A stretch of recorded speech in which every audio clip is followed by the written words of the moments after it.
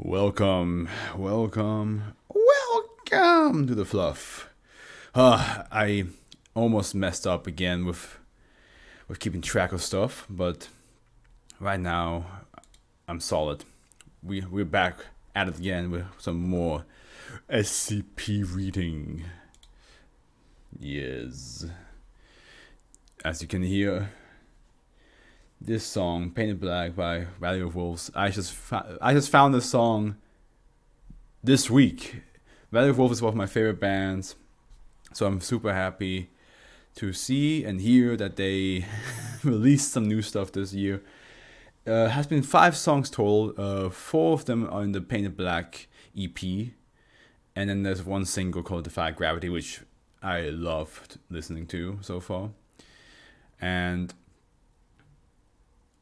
if their routine is something to keep track of, like if they do what they usually do. Last time they couldn't do it, but they had because of the pandemic. But with no pandemic, there might be an album coming next year.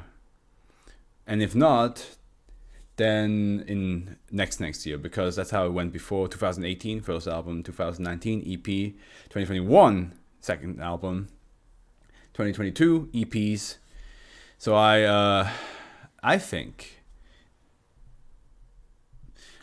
that they will release an album very soon.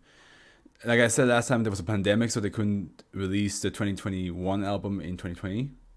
So who knows? Maybe they're already on the works of it, and there will be a whole album coming out in a year, which I'm looking forward to. But for now, let's focus on SCPs here. We have SB1160, Effective Containment. I mean, that sounds pretty good for an SCP. Oh yeah, I forgot to do something. Can I still do it?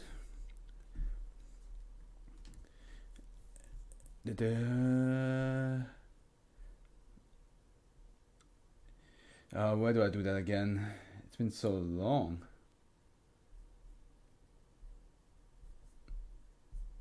Let me just give myself like a minute for this. If I don't figure it out in a minute, then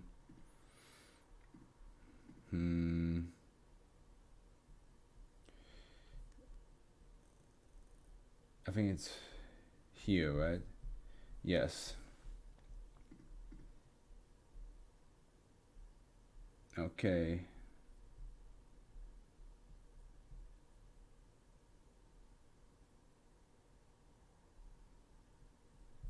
So if I click here,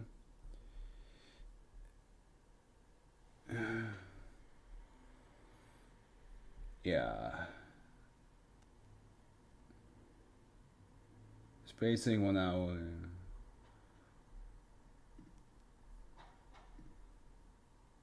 No.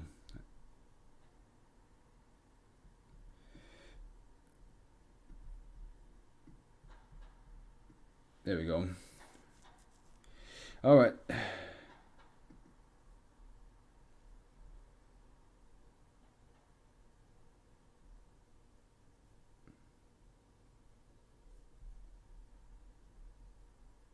Good.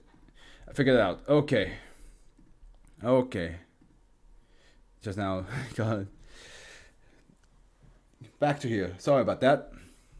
Okay, let's do that again, this time with the thing I'm supposed to be doing, which is, there we go. All right. Effective containment. So as I was saying, this does sound like something that the SCP Foundation would love if it's actually an effective containment, isn't it? But it's an SCP itself. I almost imagine like it's because it's effective containment, I imagine it's like this opening and closing space, like pocket dimension that they can use, and it has unlimited space in it. And as long as you get the thing in there, you solve it. But of course, it's maybe there's something like that they have to keep track of, like maybe it appears randomly on the street sometimes. That's not what I expected. That ain't no portal. That ain't no pocket space. Key to safe. Well, shit. SCP-1160 is currently my nose is currently contained via Foundation Protocol Tango 77 Foundation. Assets are to maintain surveillance of SCP-1160's area of captivity.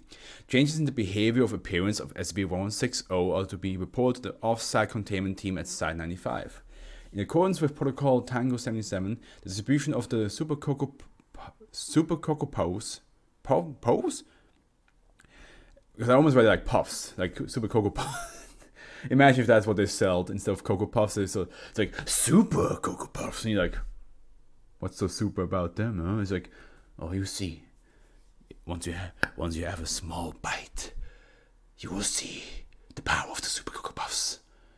You won't go crazy. You will go literally insane. Maybe, who knows? Brand of breakfast. So it is a brand of breakfast cereal has been allocated to Site 95, which also currently oversees marketing and manufacturing. Any deterioration of the Super Cocoa Pows, it's supposed to be like like power or pow, yeah, Super Cocoa Pows. Brand is to be considered at level 2 info hazard emergency. Description: SCP. That was a short containment process. SCP-1160 before initial containment image dated August 15th. 1915. That's big. I was like, no. Please don't tell me the Cocoa Pows are made out of whatever this excretes, or maybe it's made out of the bird itself. Who knows? It's always weird to see this style of wiki page. So, okay. Jesus! Okay. SCP-1160 is a massive paranatural avian entity located beneath Mount near on island, despite being roughly 85 meters in height at time of recovery due to the effectiveness of Foundation. Also, let me just do this a little bit for myself. Here we go. Time of recovery due to the effectiveness of the Foundation Protocol Tango 77. As of the 9th 11th 2014, SCP-1160 has been reduced to a size of roughly 25 centimeters in height. Recovered documents indicate that the entity referred to as El Ratonero by the original inhabitants of the island appeared in 1765 and began a series of aggressive attacks against the fishing village of the island. Because of the anomalous traits of SCP-1160, the inhabitants of the villages were unable to properly combat the entity. From a collected manuscript found in translated from the original Spanish. The buzzard came again last night, larger than before. Its cry we heard first, the great gnashing of a terrible demon. It appears not like the mainland creatures, but something far worse. Pulled from some devil's pit in eons past, the buzzard tore through our defenses, and we had no choice but to flee to the sea, or take shelter in the earth and pray that it would not root us out. Every night that the buzzard returns, he is more and we are less. He is more but we are less. Every night the buzzard returns, he is more and we are less. Are you trying to indicate that like he grows, or that he's just like because he's so big, and you are reducing in size as an army that he just feels more overwhelming? I assume that's what he means, but I mean, this is the SCP Foundation. It could also be literal. Maybe it does grow, or maybe it duplicates. While SCP-1160 can sustain damage, it is for all practical purposes considered indestructible. Oh, great! Now we have, which one is it? 684? No, which one is the CP68? Let me just see what is SCP-684 again? That's definitely not it. It's 682. I was one number off. Yeah, the hard to kill reptile. We already have that. Are you seriously gonna give us another thing that we can not kill? which is only considered Keter but safe. It will withstand all forms of as SCP-1160 is capable of rapidly and fully regenerating lost or damaged tissue, and is able to withstand all forms of conventional firearms or explosives below 300 kilotons. I think that's what it means. Additionally, SCP-1160 has a number of insect-like optical organs situated around the head and back, capable of providing SCP-1160 with a virtually 360-degree perspective of the area around it. These traits, combined with the natural brute strength and speed of SCP-1160, make the entity particularly deadly in close combat. However, SCP-1160 is also negatively affected by human cognition, a trait that has been manipulated by Foundation Protocol Tango 77 to provide a comprehensive long-term containment solution for SCP-1160. The rate at which human perception of SCP-1160 increases is directly related to the rate at which SCP-1160 undergoes systematic biological decay, and the number of individuals who are cognizant of SCP-1160's nature is inversely related to its overall size and strength. This effect, however, is not instant and seems to take place over the course of several hours after initial cognition. While it is believed that SCP-1160 could feasibly continue to decrease in size indefinitely, the limits of this effect, if any, are unknown. And we have an addendum, and that's, yeah. But what about the super cocoa powers? Like, what does that have to do with it? Which I can see already here. Okay, we have the cereal box. Foundation Protocol Tango 77. During initial discovery of SCP-1160, a team of Foundation scientists hypothesized that the sudden, sharp drop in aggression by SCP-1160 was in some way related to the arrival of Foundation personnel on Island. On 8th 13th, 1943, after routine amnestic cycling of Class D individuals assigned to Site-77 on Island, SCP-1160 attacked both the Foundation facility and the nearby fishing village. During the attack, the entity was noted as being highly aggressive and notably larger. I was right. Oh, well. Less I was right and I made correct assumptions. Inadvertently resulting in the loss of Foundation personnel and other inhabitants of the island. Because I made multiple assumptions, so one of them was correct. In response to this discovery, Foundation assets were allocated to the creation of Protocol Tango 77.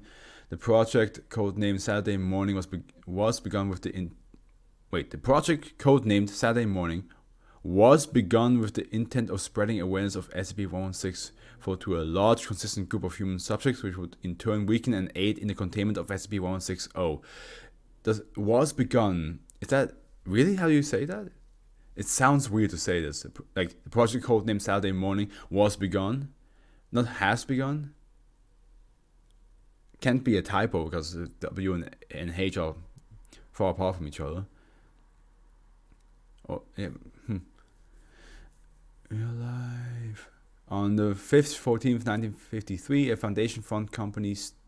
wait a minute. In 1950, after a 10-year period of the initial trial runs of protocol were enacted. Just to double check if I actually said that. On the 5th, 14th, 1953, a Foundation fund company, Standard Products, released the Super Cocoa Powers breakfast cereal, which began marketing heavily towards children. The mascot of the brand was Bradbury Buzzard, a cartoon caricature resembling SCP-1160. Oh, okay. Sorry. This character was featured prominently on the front and back of the box itself, containing a number of subtle, anomalous memetic triggers intended to plant specific pieces of information concerning the nature and appearance of SCP-1160 into the subconscious of its targets. Initial triggers were reverse engineered from existing memetic phenomena such as SCP-2061, SCP-2076, and Red Talisman. For a moment I thought this was the head, but it's a spoon inside the bird's mouth. Over time, these triggers have been adjusted slightly to avoid proliferation of sensitive information. In most recent products surveys have returned positive results, where once consumers will reply that Bradbury Buzzard is a mean buzzard who lives on a secret island and hurts people. Consumers now tend to respond that the character is a mischievous little bird who lives in a tropical island and tries to nab Super Cocoa Powers from various young children. An early mock-up of the Super Cocoa Powers cereal box dated 1954, anomalous meme-tick features have been expunged. What a thing to do. Imagine you dealing with a buzzard, a bird the size of a building, bigger than that. It's probably bigger than this building I'm in right now. And instead of, and it's indestructible, or near indestructible at least. And instead of, trying to find different ways to kill it now, because let's be honest, now the time has passed, right? They just decided nah, just sell cereal, bro. We can earn some cash back from all the things we wasted trying to kill this guy. And I can see why it means effective containment, because now the bird cannot do anything. It doesn't get anything from it. Let me just check. Somebody sent me a message, I think. Okay, we're good. We're good. And double check here as well. Alright. Okay then. But that's kind of hilarious to do that. And here we go. Bam. So. Yes, okay, that makes sense. How to book. Isn't that an app? I could have sworn that's an. Isn't that like an app? How to book? Maybe it is. Even in the Foundation universe. Maybe it's an app. But instead of booking tickets or hotels,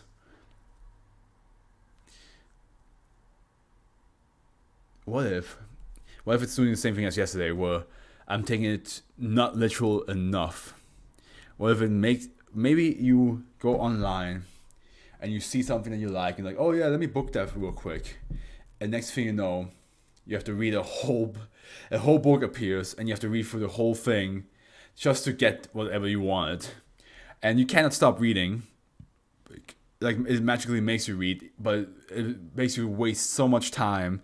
By the time you finish reading the book, whatever you wanted to buy is gone. Euclid. So we had a keter / technical save. Yes. But now we have a Euclid, full on. SB1161 is to be stored in a display case in a log testing room along with a computer for transcription on the constant surveillance at research sector. After its daily transformation, Doctor is to remove this object from its display case and transcribe the entirety of SCP-1161's contents. When transcription is finished, SCP-1161 is to be closed properly and returned to its display case. Under no circumstances is anyone to handle SCP-1161 in any way before Doctor has completed his duties regarding the object. Any changes regarding SCP-1161 not at its regularly scheduled time are to be immediately reported to Doctor. Okay, description. SCP-1161 is a black paperback book with varying numbers of pages. The title on both the cover and binding in white lettering changes every 24 hours at precisely 3 a.m. GMT, but invariably begin with the words, "How to." Daily, both the book titles, contents, and numbers of pages will change completely, unless the book remains open during its scheduled transformation, which will postpone the event to the next time at which it is 3 a.m. GMT and the object is fully closed. Okay, so as long if you leave it open, it doesn't change, and you can probably read the contents in peace and quiet. Depends how thick the book is, of course, or if there's any important information that you need to glean from it. SCP-1161 is only legible to the first individual to touch the object after its daily transformation. To all other observers, the book will appear to be blank. With the expectation of the title on the cover and binding, it's so hilarious that this song came on, because I can just imagine one of the SCP Foundation scientists I want to read it, and then opens up and it's just blank, and then other guys no, it's you cannot read it, I can, I touched it first. And he's fuck you! While the contents of the book vary wildly from day to day, the overall theme remains consistent. The object will always contain instructions on how to perform various actions, ranging from very useful to utterly pointless. The various descriptions printed inside the book are incredibly detailed, to the point of describing which specific muscles to contract when performing a physical movement. I always find it odd when people say like, oh, just flex that muscle. I know that flexing is pretty simple, especially with certain muscle parts, but there are some muscles that I feel like it's, if you just say it, it's not that easy to pull off. Like I struggle flexing my lower thigh. Like my upper thigh, I'm good with, but the lower thigh, right behind my leg, like this part right here, I struggle flexing that.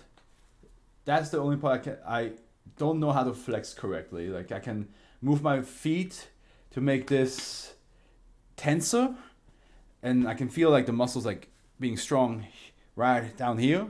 But this part, I have no idea how to do it.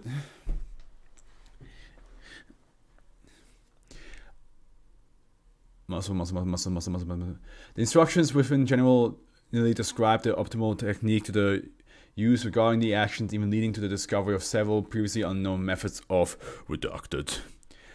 Despite being extremely accurate in its description, the book can be very confusing to the average reader due to its overly descriptive nature, or because it just goes in such high detail that sometimes you just lose track. Kind of like a Stephen King book. If you never read anything on the style of Stephen King, by the way, is my audio on? Yeah, it is. But yeah, if you never read anything in the style of Stephen King, like if you always read like in more like casual English, you know, something like the description is detailed, but not like crazy detailed, like enough to like for you to go like, oh yeah, I get it.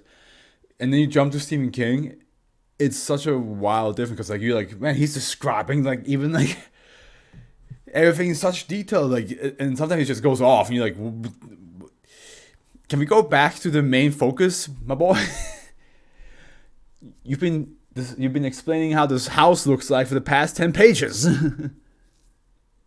So I'm just, but I mean, it's cool, to be honest. Like, it's impressive because it really does help build the perfect image. Like, he wants you to image exactly, you know, he doesn't want you to have some other image in your head, which is impressive.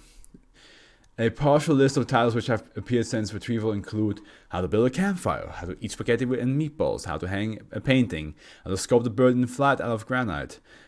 That's pretty cool. How to Whistle, How to Strangle a Woman. That's not cool at all. How to Construct a Redacted. How to Open a Desk Drawer. How to... Supporting me for Biolizard. How to Cross Country Ski. How to Redacted. How to Clean a Necktie. How to Commit Suicide by Hand. Okay. Dun, dun, dun. Several mentions have been made to how to ascend throughout multiple variations of SB1161. Well, you get raptured, of course. Jesus just like... You're like, ah!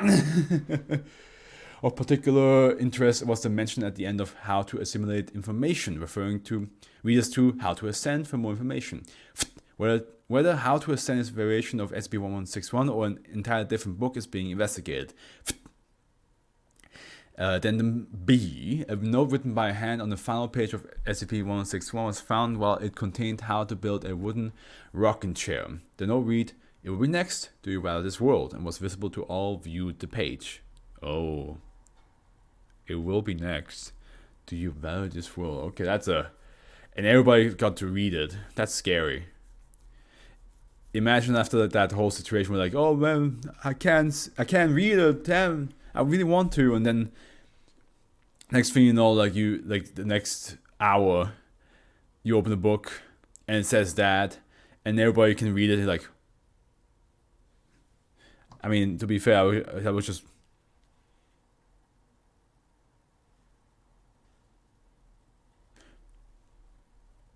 You know what I mean? It would just be, it would just be terrifying. It would not be cool. Addendum C. The title of SCP-1161, following how to build a wooden rocking chair, was how to ascend. When Dr. touched the object to begin transcribing its contents, he immediately withdrew his hand and stood up rigidly. After several seconds of standing completely still and not responding to inquiries, he sat down and immediately began reading through the book despite being ordered multiple times to begin transcription. After approximately hours of reading, Dr. calmly closed SCP-1161 and fell into a catatonic state from which he awoke at exactly 3 a.m. GMT the following day, coinciding with the book's daily change. Ah, there's a connection there. That's a weird feeling. After awaking, Dr. claimed to have no memories of anything following touching the object. Psychological evaluation of Dr. has been scheduled. The position of head of researcher of SCP-1161 has been temporarily transferred to Dr. Addendum D. Dr. was found lying in his quarters with several puncture wounds in his scalp, which upon further inspection were found to extend into his brain. A battery-powered drill gripped in his hand suggested that the injuries were self-inflicted. Though currently in a comatose state, tests have shown Dr.'s brain to be processing information at a highly accelerated rate. Reclassification as Euclid requested. Dr. request granted. So maybe whatever he read had something to do with like modifying yourself to a higher level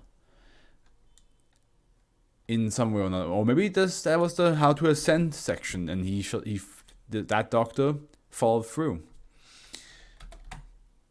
They shouldn't have, but they followed through.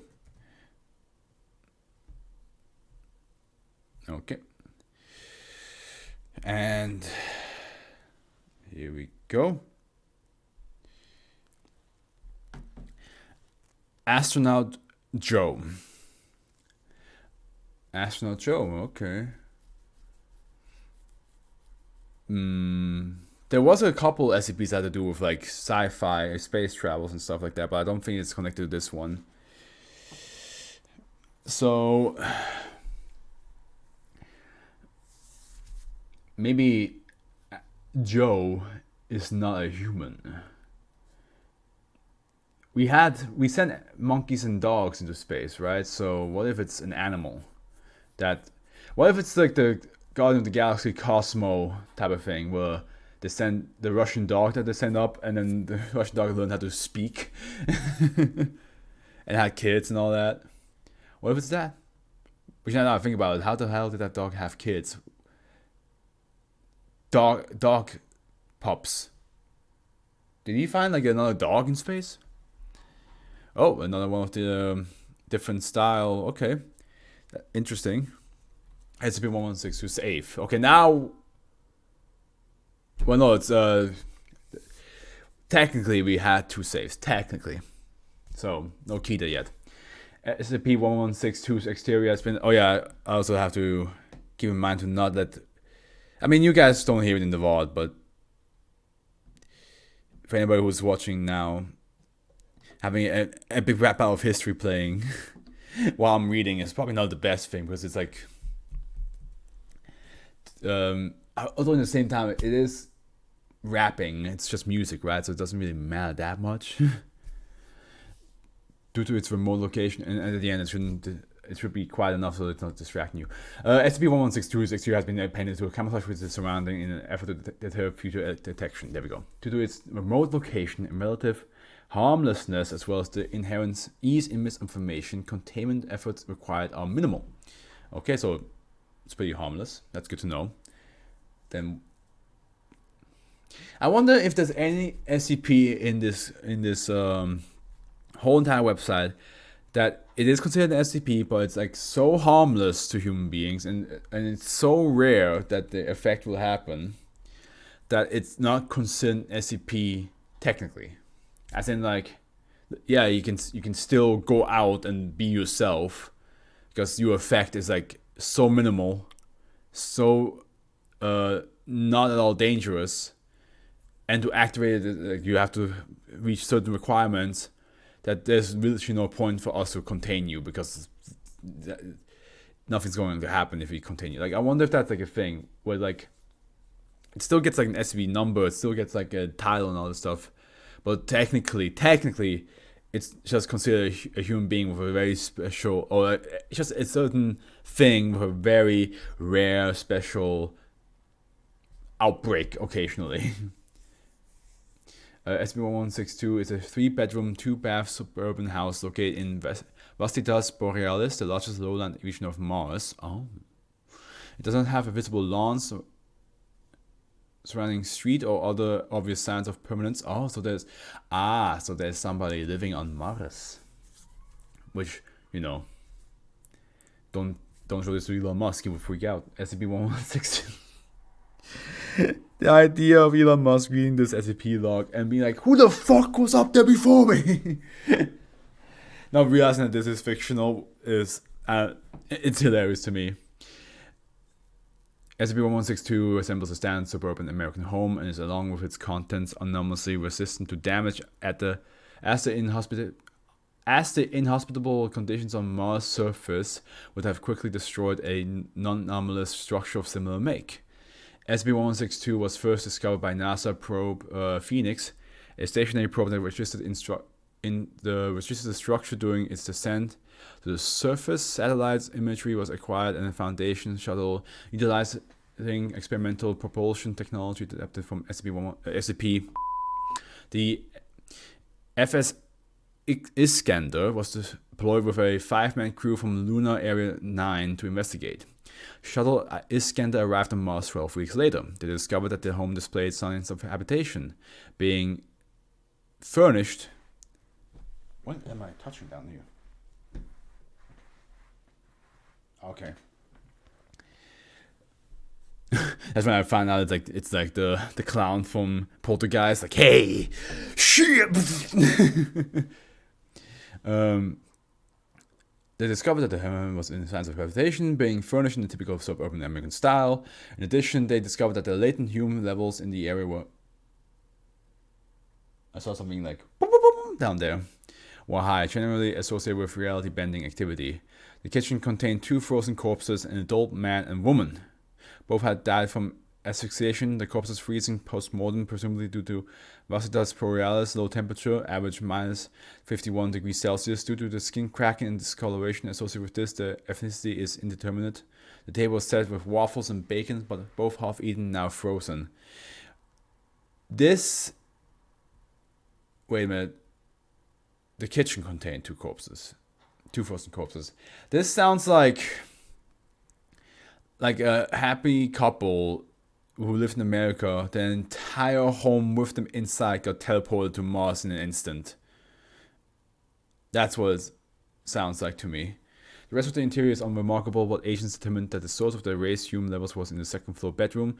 The bedroom, decorated for a small child, contains several posters of various celestial bodies and NASA space shuttles. Okay, so they were space fans. Looks like space took that a bit too personal. And was like, oh, I want them to live with me.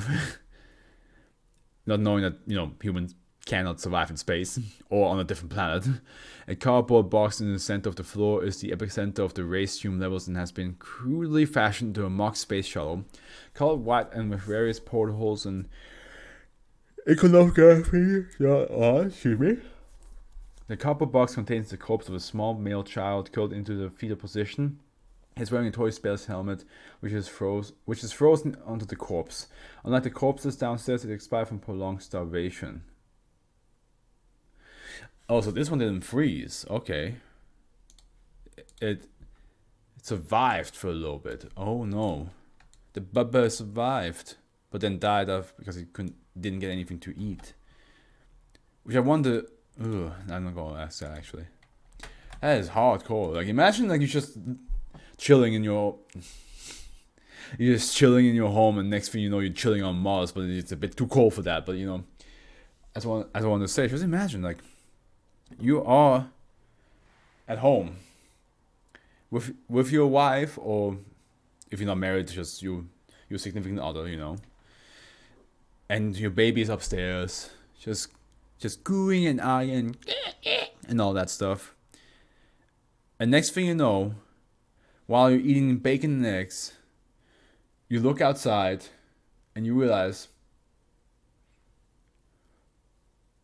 why is a dog outside? Why is it all brown? Why is it all orange outside? And next thing you know, you might be maybe, I'm not sure like if you can see how Earth looks like from Mars. Actually, can we look it up? How does Earth look like from Mars?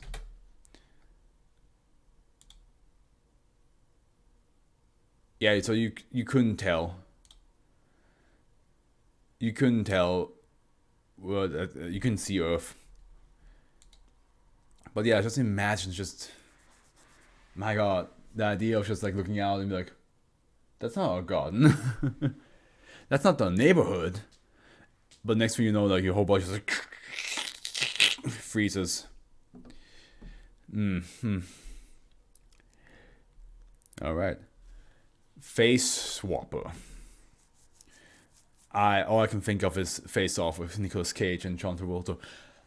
Took his face off. So maybe that's what it is. It's just a medical. Wait, I got a message. I just finished listening to the voice notes. You explained it really well. Very well. I kind of understood. So it's like I've seen this around the world. The SCP nation reports are like test logs, basically. How they found them. What tests. How they're containing it. And what it is.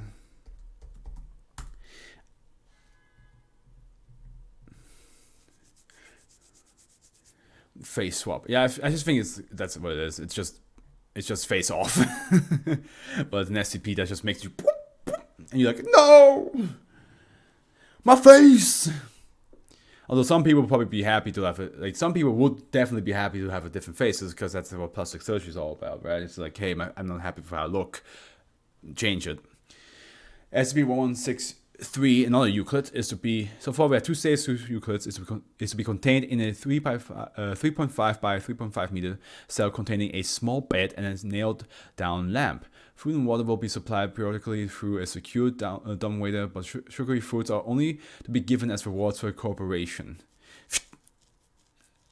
Chin, itchy. SCP-1163 is only to be directly visited under authorized research of psychological evaluation. See Addendum B. When meeting Foundation staff, both the staff member and SCP-1163 must be contained before meeting to prevent a containment breach caused by SCP-1163's anomalous properties. All other verbal interaction with SCP-1163 is to be performed through the intercom system.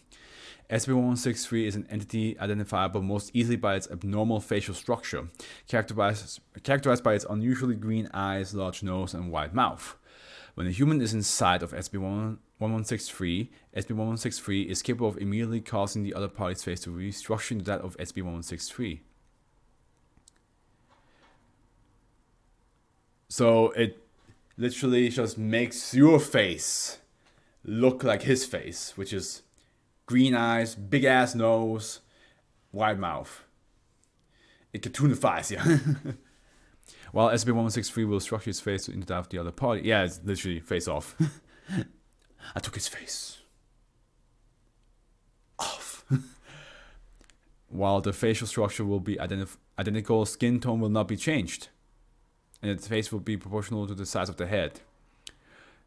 Oh, so like if the person was white and tried to swap my face with me, my face wouldn't become white, it would just stay mocha.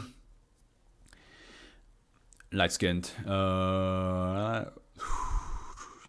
After the face are switched, a process that takes between 3 and 12 seconds depending on structural differences, the body has a face of SCP-1163 will be controlled by SCP-1163, while the body with the face of the other party will be fully controlled by the other party as if they were their own body. I see. So like, oh my God, you guys just said like they also exchange control over each other. Like you could have just said that SB1163 is fully capable of switching back and forth, and there seems to be no limit to the amount of time SB1163 can spend with a body or how rapidly SB1163 can switch between bodies. Though the facial structure shifts, the tissue is the same, and any blemishes, marks, scars, facial hair, or wrinkles will be conserved. A person missing a part of the face will not have the part recovered by the introduction of SB1163. So if they miss like an eye, that won't come back, is what they're saying. I assume that's what they're saying. SB1163 appears to have a mental capacity similar to a child around 6 years old. It is cooperative and in particular is easily coerced with 3 foods. SB1163 will readily communicate verbally but does not seem to suffer from boredom or loneliness when not spoken to. Though the body use seems to have some effect on the voice, SB1163 generally has a high-pitched voice and noticeable stutter. Okay, I have to keep that in mind because there's interviews here, so I have to do that. SB1163 currently inhabits the body of a Caucasian male D-class, a body that the D817 was switched into was immediately terminated to avoid complications. SB1163 was recovered information. SB1163 was discovered in a small town of Pennsylvania, where several friends and relatives had previously reported the residents having drastically changed appearance. I hear something in the background that should not be there. Let me just quickly deal with that. Where is it? Here it is. There we go. When investigated by Foundation agents, it was found that during SB1163's attempt to avoid notice, it had exchanged the face of the large portion of the town. Quickly! SB1163 was then found by Foundation agents hiding inside an abandoned house under severe distress. Through the use of an agent's bag of brand candy, SB1163 was easily convinced to enter custody of the Foundation. Addendum A. It has been found that excessive contact with SB1163's anomalous properties can cause detrimental physical effects. Continuous changing of facial structure, especially between 2 states with differently sized eyes, can cause accelerated vision loss. A human who has been in control of a body of a different sex may experience issues with bladder control. Addendum B. SCP-1163 attempted to breach containment during an interview with Agent, where SCP-1163 used its anomalous property to switch bodies with Agent and attempt to impersonate her. Though this goes beyond the initial estimate of SCP-1163's understanding of its own properties, it is still not complete, as it believes itself to fully resemble Agent after incapacitated and returned to its cell. SCP-1163 was convinced to return Agent to original body. Individual meeting with SCP-1163 are no longer authorized. But here we have some interviews. Okay, SCP-1163 was introduced to Dr. 2 weeks after recovery in order to gain more information on SCP-1163's knowledge of its own abilities. Dr. was supplied with 3 brand chocolate bars. Dr. was previously trained to work with children. Makes sense. Okay, let me just quickly answer this.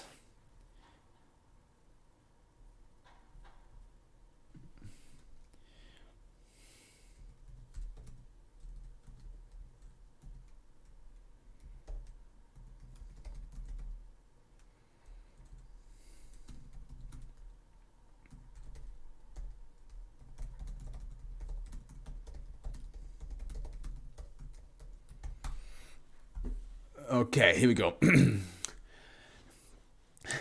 Hello, SCP-1163. My name is Dr. How are you doing? Okay. I'm going to ask you a few questions. Is that alright? Agent said I could have some candy. You can have some if you cooperate. SCP-1163 refuses to speak or make eye contact after hearing this until Dr. gives SCP-1163 one of the chocolate bars, which is immediately placed by SCP-1163 into the pocket. Why are you in the pocket? Eat it! Are you ready to answer the questions now? Could you tell me what your name is? No. Alright, do you mind if I call you SCP-1163? That's okay. Do you know how old you are? No, I'm sorry. That's fine. What's the earliest event you can remember? I remember going into a town. Do you mean... I don't know. Do you remember ever leaving a town? I don't remember. SCP-1163 becomes fairly upset and refuses to respond to Dr. Instead, SCP-163 silently eats the candy bar. By the time SCP-163 is finished, Doctor is able to resume the interview. So, SCP-163, when you were in... You caused a lot of people a lot of trouble. Does not respond to this. Do you feel bad? Do you feel bad about this at all? Feel bad about what? When you move through the different people, you move them into different bodies also, and this made them unhappy. Why? Why? They felt uncomfortable when they had to change what the rest of the bodies look and feel like. I don't understand. What rest of bodies... What rest of bodies changed? When you move through the people in... You made them move into bodies that they weren't born into. Born into? I don't understand. Yeah. I know I didn't do this. I don't do any of the stutter, but...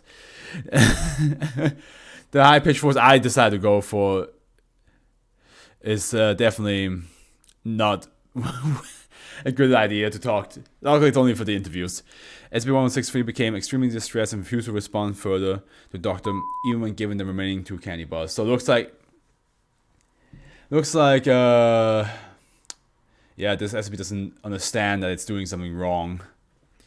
Or, I mean, at the end, this SCP probably doesn't know that, you know, moving from body to body is not a normal thing to do. So yeah, it makes sense.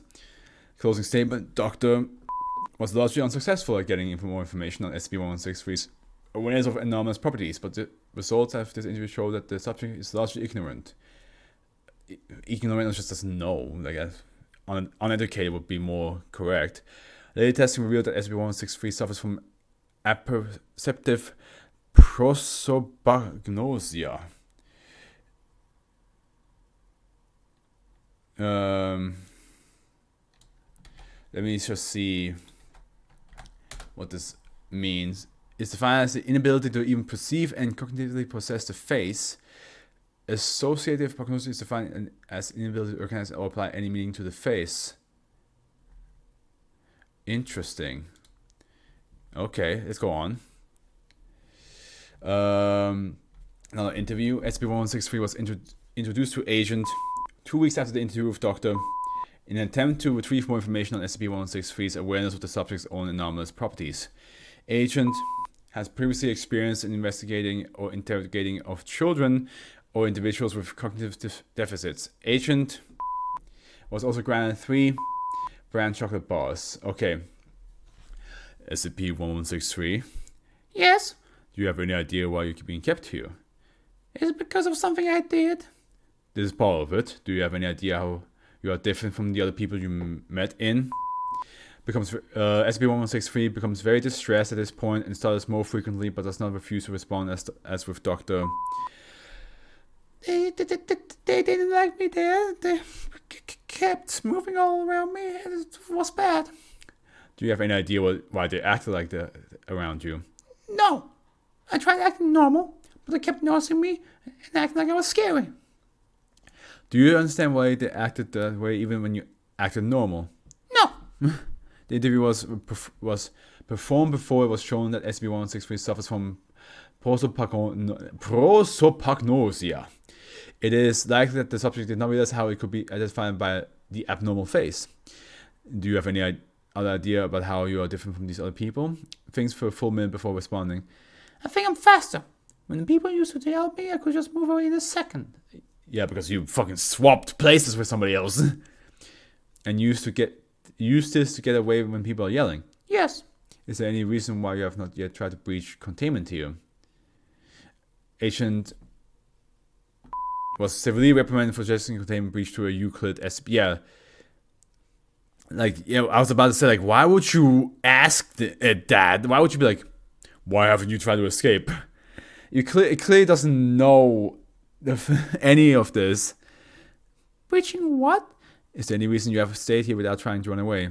You act nice sometimes when you're here and people give me candy. I don't want to go back when people yell when they see me. Well, at least you're lucky there. SCP-1163 had not previously been exposed to Agent. Closing statement, SCP-1163, while aware that some of the anomalous properties exist, is not fully aware of their capabilities. And is not willing to use them in order to breach containment. See Addendum B. There's no Addendum B. It's gone. doesn't exist. Forever vanished. Well, it's Face Off, but with a child. No! I don't know! Okay. Always gotta make sure to press this button. Yes, here. Echoing epitaph. I got a message again. Let me just see what it says here.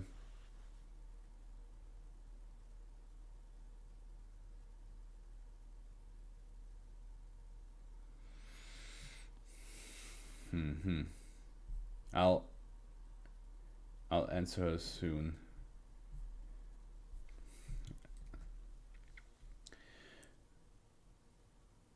Okay. Naturally. Okay, echoing epitaph. What's an epitaph, first of all? Because I heard that word a couple times. I'm pretty sure I know what it means. An inscription or a tomb or a grave. Yes, exactly. So, did it say echoing? An echoing inscription on a tomb. So, is it like you read it, and then the reading echoes from it does like that magical the box, you summoned me. Sorry, I had to edit my Dead by Daylight video today, and I got the section where Pinhead was constantly chasing me, and I couldn't stop saying, the box, you opened it. We came. So because it's just, I don't know, something about it.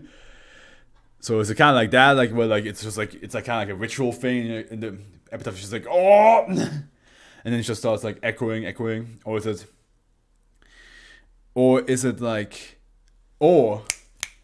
the moment somebody gets buried there, and then in the inscription you're like, here lies Jane, forever missed. All the neighboring gravestones suddenly get the same inscription, and slowly changes. And then people were like, what the hell? Why is everybody here called Jane? Just an idea. Ain't nobody. Safe, okay. SB1164 is to be contained in a sealed chamber at site. Placed atop a steel platform 1 meter off the floor. All surfaces of the containment chamber must be composed of stainless steel or a brick support interior, as should all construction within a 50-meter radius. No samples of worked stone, unworked stone, or concrete should be brought within SB1164's containment radius. While inert, SB1164 resembles a mundane paving slab of pure concrete 3.6 meter times 4.5 meter times 0.3 meter in dimensions. It exhibits signs of wear and tear consistent with repeated exposure to outdoor elements. It can be handled by remote equipment safely and shows no anomalous properties while being manipulated by such. Tests have shown that SB1164 is capable of transferring its anomalous properties in full to any volume of stone or concrete within 25 meter that measures at least 1.1 times 1 times 0.25 meter, while its previously manifestation becomes inert and non-anomalous. Hey, so I wasn't wrong with the fact that it spreads whatever it has on it to other gravestones. At any time, should a living human being or any article of clothing worn by a living human being make contact with SB1164's surface, they will adhere to the object's surface and be unable to remove themselves. Approximately 5 seconds after making contact, the subject will begin to be drawn into SB1164, starting at the point of contact, and 4 male humanoid faces will rise out of the top surface of SB1164. Okay, you don't need to do that. You don't need to do the fucking Freddy coming through the wall thing. The subject will be absorbed at a rate of 10 centimeters per minute, during which only physical separation from the surface of the object via amputation will halt the absorption. Yeah, makes sense. The object's mass does not change during this process, though the rate of absorption is greatly degraded if the surface of the object directly opposite of the point of contact is exposed to open air. Only one subject can be absorbed by SCP-164 at a time, though absorption can be accelerated by having multiple simultaneous points of contact. Subjects begin being absorbed have described an inability to feel or move any portion of the body inside the object, as if under heavy local anesthetic, though all other motor and cognitive functions remain unimpaired. While the subject is being absorbed, any noises or vocalization uttered by the subject will be echoed by the four manifested phases in the cappella style of a barbershop quartet. So wait. So the fact that it can spread its anomalous effect to other stones, which is what I thought it is all about, is only a part of it. Well, it's only a part of it, but it's not the main thing why it's considered an echoing stone, as in like it echoes its inscription to other stones. No, it's also an a cappella style singing quartet of stone face going, I wish I had the echo voice effect here. I should add that. The face closest to the point of contact will act as the quartet lead, with the tenor, bass, and baritone proceeding clockwise around the slab. When the subject has been completely absorbed, the protruding faces undergo one of two changes. If the absorbed subject was male, the lead face shifts to resemble that of the tenor to that of the bass, the bass to that of the baritone, and the baritone face transforms into the face of the absorbed subject. Otherwise, the four faces simply rotate their appearance one step clockwise, then all four faces recede into the surface and disappear. Hey man, sometimes you say you hear the voice of angels when you die. In this case, it's your own voice just being copied and done as a song.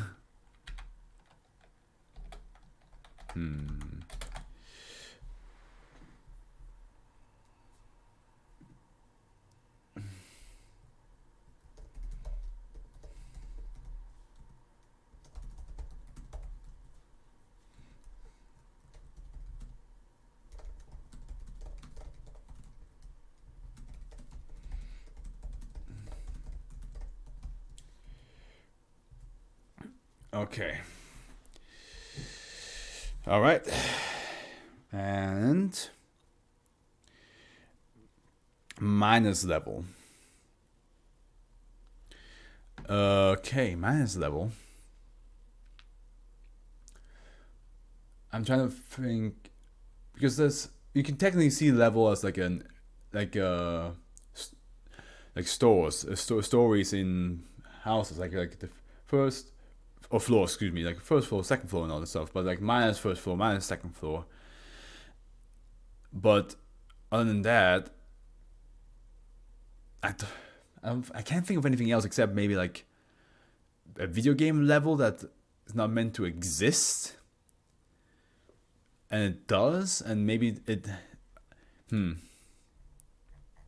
today are very short SCPs, which I'm glad. For Sundays, I always hope Sundays has a shorter ones than Saturdays. Saturdays, I don't mind if they're longer. But Sundays, I'm like, oh, it has to be short. I have to wake up tomorrow.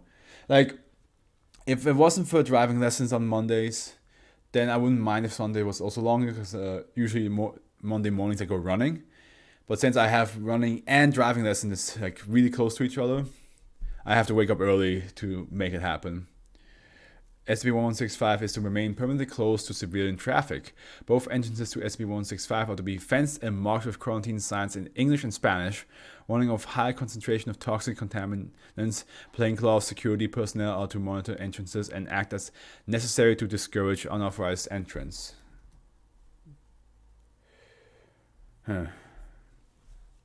All businesses with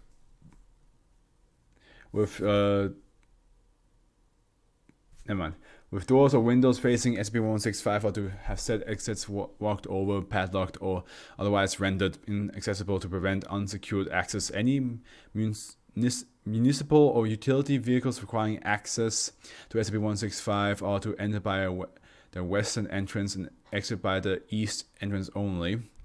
All service teams entering SCP-1165 are to be accompanied by a squad strength detachment from MTF Tau 165 Sneakleway.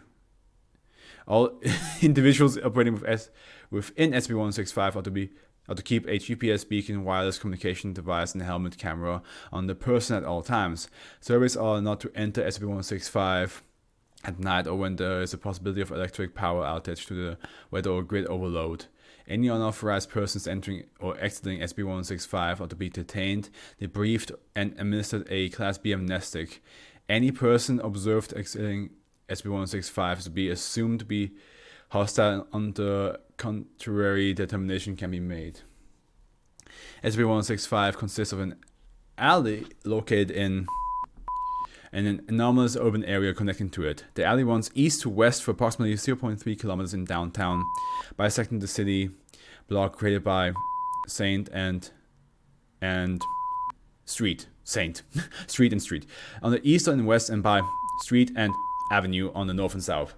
City records indicate that the alley was laid out when the streets were first paved in the early 20th century. Aside from the construction and renovation of abutting structures, utility work, and a repaving in it has undergone no significant changes since then.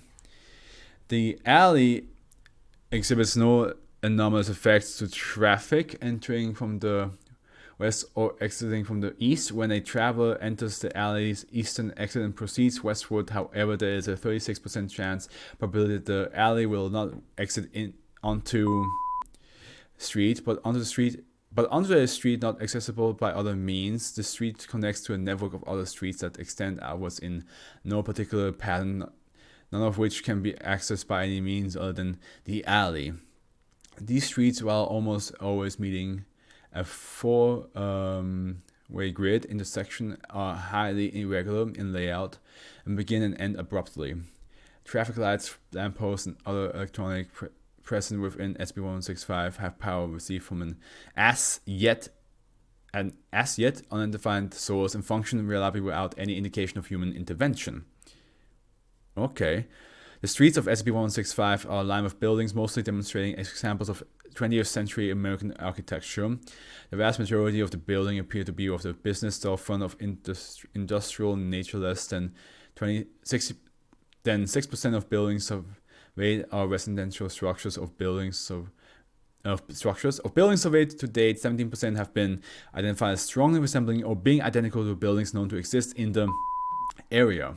24% have been identified as resembling buildings found in other locations, most notably a 300-meter structure resembling the Eiffel Tower, visible in distance northeast from the entrance to the alley. Road signage exhibits names of known and unknown streets in a similar manner. Are we sure we're not just in Vegas? I'm just saying, it sounds very Vegas, like no automobiles or people except as per survey log 1165 have been found within SB-165, nor any animal or insect life. Plant life is limited to grass, flowers, and small trees found growing in yards of buildings or alongside walk easements. SB-165 extends outwards in all directions from the entrance point of the alley. To date, foundation teams have fully surveyed and charted 27 square kilometers of SB-165, an area of land encompassing the entirety of downtown and surrounding neighborhoods and extending outwards into the bay, and no geographical boundary to SB-165 has yet been determined except as per survey log 1165. The streets and buildings found within SB-165 have not changed since the first foundation survey entered SB-165 in 19. When turning down the entrance alley will return any traveler to 100% of the time. Cellular phones and GPS devices continue to function within SB-165 and indicate that the device is in a location relative to the distance the bearer has traveled from the western exit of the alley.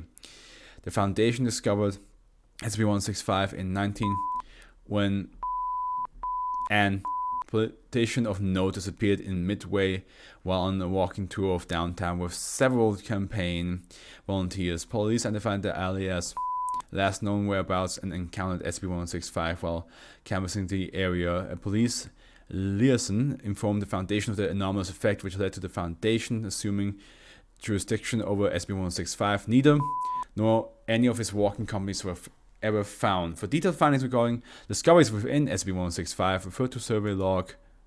I'm pretty sure that's a other page, right? Yes, let me just... It's been a while since we had a survey log or any like secondary pages from the SCP. How long? Yeah, that's easily doable. Okay, survey log. The Foundation has conducted 283 sorties into SB-165 since its discovery in 19. The following is an abridged log containing information on a notable discovery made during exploration thereof. Level 3 access is required to view unabridged logs. Please contact Dr. Samesh for access. Survey 1, 19, and I'm not going to do that unless the 19 changes or there's a number here. I'm not going to do that beep beep all over again. Findings. First, formal foundation sorted into SCP-165. Surveyors explored an area of 1 square kilometer around the entry point. A circuit was completed of the block that the alley exits onto, and no eastern point of entrance was found.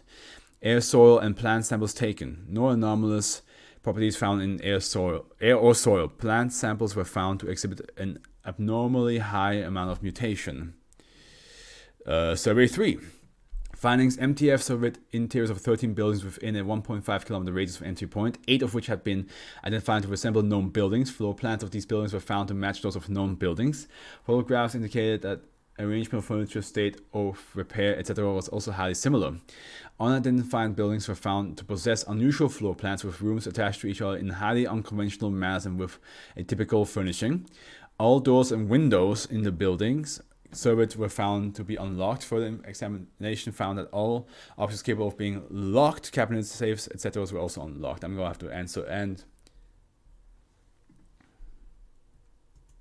I have to slowly start answering this. Let me just survey 15.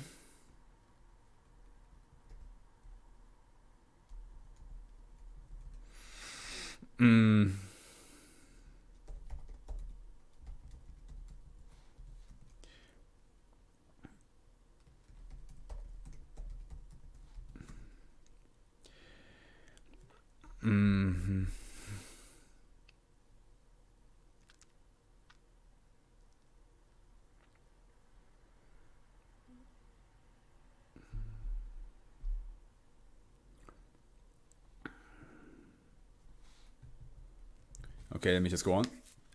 Findings. 2 desktop computers were retrieved from a structure resembling a Best Buy electronics store. Both computers were found to have a hardware profile similar to Intel PCs available on the market at the time of the survey.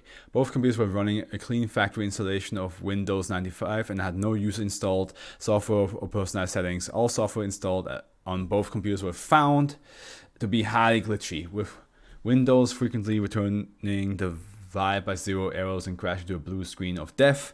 Fatal error message. Other software were frequently crashing or hanging in the system calculator, producing incorrect answers to simple arithmetic problems. Formatting the hard drive and installing a new copy of Windows 95 produced similar errors as did removing components from the computers and installing them into other machines. Survey 28. Findings while surveying an area 5.3 kilometers from entry point.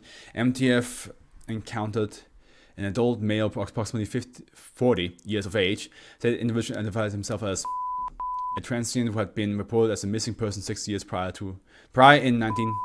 During the briefing following his removal from SCP-165, claimed that he and another transient had unknowingly entered SCP-165 through the alley at night while drunk and found himself lost when they awoke the next day.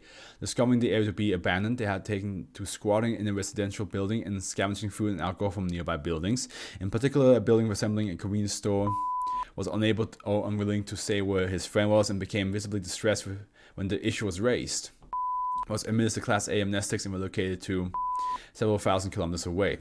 A convenience store was found within SCP-165 at the coordinates given by. It was found to be fully stocked with foodstuff comparable to those sold at convenience stores. Food was found to be fresh and edible, though unusually high in compounds known to cause redacted. A gas pump was attached to the station. Gas found there and refused to ignite when exposed to open flame. Cameras installed in the store have no evidence of any restocking or replacement of food. Survey 68.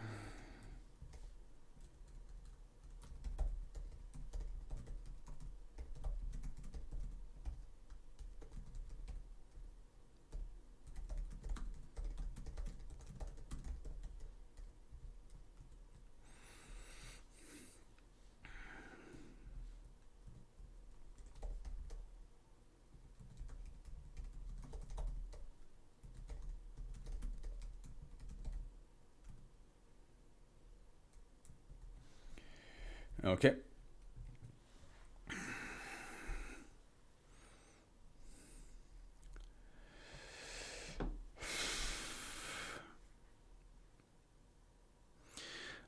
Findings: MTF returned to the convenience store discovered after Survey 28 to replace monitoring equipment. Food was found to be still fresh and edible, in spite of the fact that no activity has been noted within the store since first installation of the cameras. Several products were found in the store which has one on the previous visit had not been present and were not available for purchase at the time. Survey 103. Now here we go. 2000. Findings: while surveying an area 8.7 km from entry point, MTF discovered an automobile identified as 1956 Baker President parked on the side of a 4-lane street. The car was found to be excellently preserved and in drivable condition. The gas tank was empty and the odometer indicated that the vehicle had driven a total of 2,638 miles, 4,245 kilometers. The trunk was found to contain suitcases full of a variety of apparel as well as children's toys and a baby stroller. Canvassing of the area proved unable to locate the owner of the vehicles prior to abandoning SB1165 for the day due to impending twilight. Oh god. Wait, how many are there? There's a couple more, but yeah. Survey 105. Findings: on the third canvas of the area where the Studebaker was found, the MTF located leaning against a wall in an alleyway the skeletal remains of an adult male dressed in a dark student fedora hat, clutching a .38 caliber revolver in its right hand. All rounds in the revolver were spent. Identification found in a wallet in the suit pocket identified the remains are belonging to who were reported missing with his wife and children during a family vacation in 1956. License plate on the Studebaker was found to have been registered to. Cause of death could not be determined, and suit showed no signs of damage or trauma. A camera loaded with a spent roll of Kodak black and white film was hanging from a strap. Oh, my battery. Strap around neck. Upon being developed, most of the roll consisted of picture of and his family. The last 8 photos were identified as having been taken within SB165, showing buildings identified by surveyors and several no longer present. The final photo showed, redacted, the remains of wives and children aged 9.9, 5, and 8 months have not been located. Survey 141. MTF transported a helicopter into SB1165 via a flatbed truck for the purpose of the conducting an aerial survey. Aerial team ascended to 500 meters above ground level and observed that SB165 extended to the horizon in all directions and did not appear to encounter any geographical barriers. Aerial team overflew the Afro Tower, which was determined to be located 27.4 kilometers from entry point and identical to the original monument in every way perceivable from the air. Team was instructed to fly eastward until either spotting the edge of SB165 or turning around became necessary due to low fuel. After traveling 103 kilometers at a height of 500 meters, pilot reported that the helicopter onboard altimeter, compass, barometer, wind gauge, and GPS device had stopped functioning, and the team had lost visual contact with the surface. Base team also lost GPS contact with the helicopter at this time. Team was ordered to make an emergency landing. Pilot attempted to descend and reported that he could not find the ground, and the visual inspection showed nothing but blue sky and clouds beneath the helicopter.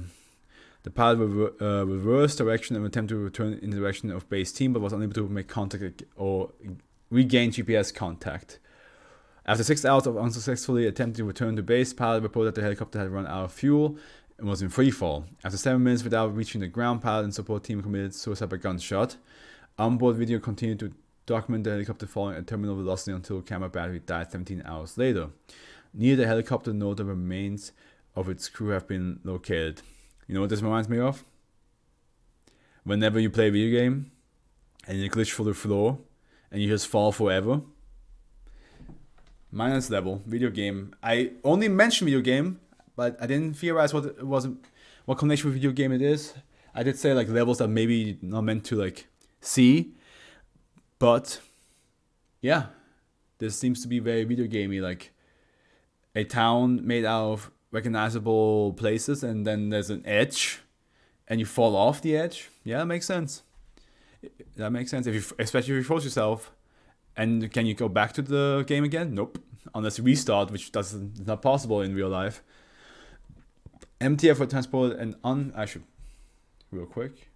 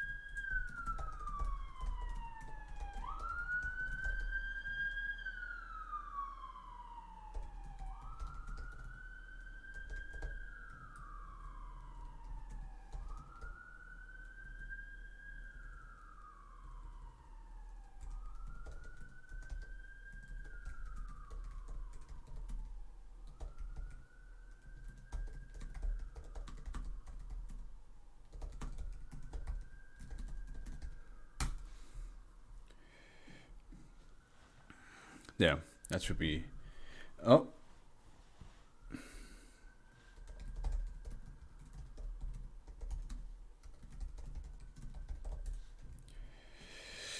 Okay. Sorry about that. Like, there's a lot of things happening on the side. Survey 145. There's a lot of surveys. MTF transported an unmanned aerial vehicle equipped with extra batteries into SCP-165. UAV was. I wonder how long it took for them to realize that it was supposed to be like a video game logic. You know, that like the moment you leave the map, there's a chance you fall off into the abyss. Was launched in the direction of the last known whereabouts of the aerial team lost during Survey 141. UAV reached those coordinates without incident and canvassed the area unsuccessful. While overflying a region 113.4 kilometers from the entry point at a height of 1,500 meters, UAV's instruments and GPS failed and visual contact with the ground was lost. Non-essential systems were put into standby to maximize battery life, and UAV was placed into freefall. As of this date, years later, UAV is still transmitting and is still in state of freefall. Following this survey, all further aerial surveys have been preemptively denied. Like I said, it's going to fall forever unless you can restart the game. Survey 174. Finally, a group of 8 D-class awaiting scheduled termination were divided into 2 teams, and each was given an automobile with extra fuel capacity and a fuel battery of monitoring equipment and environmental sensors. Teams were brought into SCP-165 and instructed to drive to the eastmost boundary of the city, and told that whichever team reached that point first would be given their freedom. At 128 kilometers and 201 kilometers distance from this entry point, respectively, both teams encountered phenomena consistent with surveys 141 and 145. Subdermal transmitters intended to track the D-class vital signs found that of the 3 who did not kill themselves or each other in the immediate aftermath, the eventual cause of death was dehydration. All requests to survey areas more than 100 kilometers distance from the endpoint are permanently denied. There's 3 more left.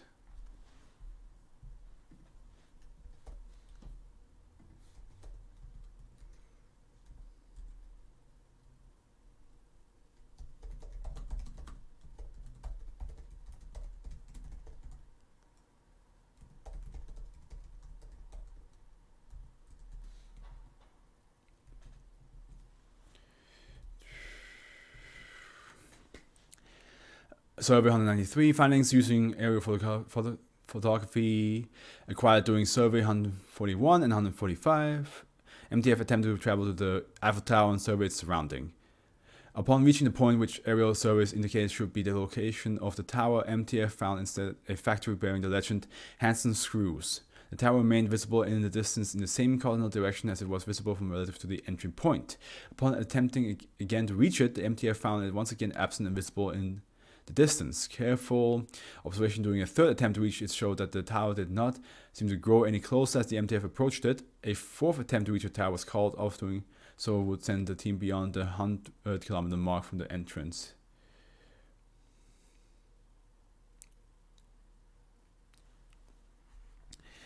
Okay. Yeah, because like again, like it's basically the Eiffel Tower is where the world map ends, and it's just a PNG in the far distance, right? Survey 246. Findings during a survey of the area near the first apparent location of the Eiffel Tower. A sudden power outage resulted in the loss of wireless communication within the area. All contact with the MTF was lost. Power was not restored until after dusk, 9 hours later. At that time, an attempt to establish contact with MTF proved unsuccessful. A nighttime sortie into SB1165 was authorized. Upon reaching the MTF's last known location. S&R team found the MTF's vehicle parked in a circle in an intersection and abandoned. A large number of spent shells casings were spread on the ground around and inside the circle. However, the vehicles themselves had suffered no damage, and there was no sign of any blood or corpses in the area. A single member of the MTF was found in an alley 6 blocks away, having barricaded himself behind several overturned garbage cans. All ammunition issued to the member had been expended. Upon debriefing, survivor asserted that the rest of the squad was dead but was unable to say how or why. Survivors was highly confused about what had happened during the time contact was lost and the SR team located him. Only repeated that, redacted, no signs of the remaining MTF members had been found to date. Survey 248. God, this. Imagine all the surveys that we didn't read. Findings during a follow-up. Canvas of the area explored by Survey 246, a severely deformed humanoid corpse was discovered in the open doorway of a warehouse. Photographs of the corpse taken by MTF were highly corrupted and impossible to interpret. Description by MTF members observing the corpse indicated that it appeared normal from the chest down, but no arms or head. Its upper body diverged into approximately a dozen fleshy pseudopods with no apparent sensory organs.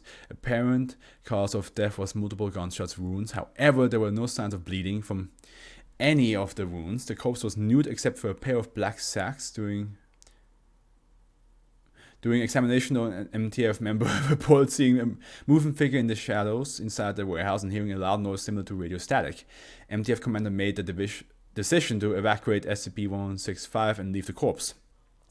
A wallet was found in the corpse slacks containing $37 American, several store discount cards, and a driver's license belonging to James K. Stevenson. Stevenson is a foundation legal consultant with level 1 clearance, working from a front company in Philadelphia, PA, who has not participated in any activities relating to SCP-1165. When interviewed, Stevenson claimed no knowledge of SCP-1165, stated he had never been to, and showed that his wallet and driver's license were in his possession. Both were identical to the wallet retrieved from the corpse. A tissue sample acquired from the corpse prior to evacuation showed a 99.99995% chance likelihood of a match with Stevenson. And last survey 249, findings a double-strength MTF detachment was sent to the warehouse found by survey 248. The corpse discovered at that time was no longer present, and the thorough canvas of the warehouse and surroundings building failed to locate it or any other such entities. Further surveys of an area within 1 square kilometer of the warehouse are preemptively denied. It's a GTA map. It's a GTA map with random locations. Okay. Whew. Okay then. Let me just answer this again. Like, I do apologize. I'm constantly doing two things at once.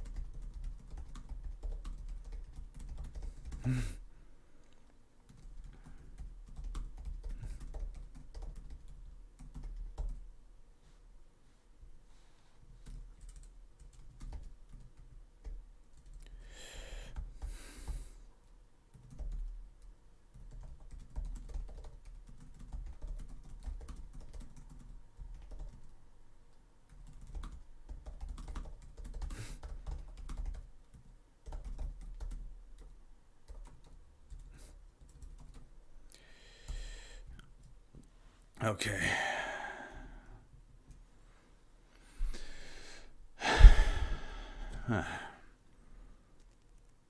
Here we go. Perfect lab specimen. I'm